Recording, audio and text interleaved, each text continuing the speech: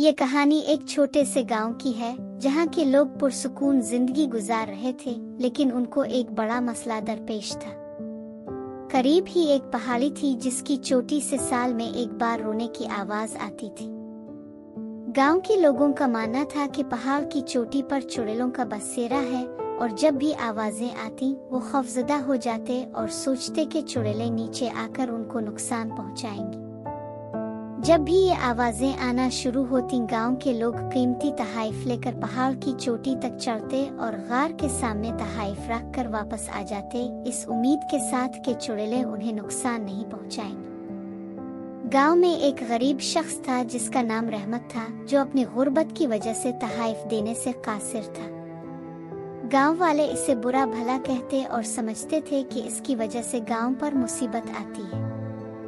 रहमत की बीवी का इंतकाल हो चुका था और उसकी एक बहादुर 12 साला बेटी मरियम थी, जो सोचती थी कि वो गांव वालों को इस मसले से निजात दिलाएगी। एक दिन मरियम ने अपने वालिद से इजाजत ली और पहाड़ की चोटी पर जाने का फैसला किया।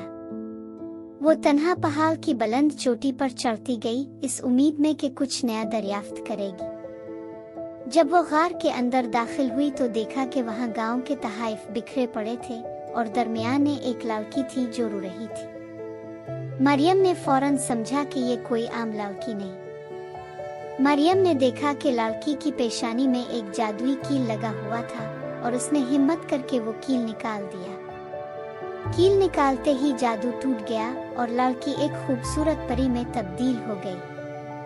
परी ने मरियम का शुक्रिया अदा किया और बताया कि वो जादूगर के जादू की वजह से कैद थी।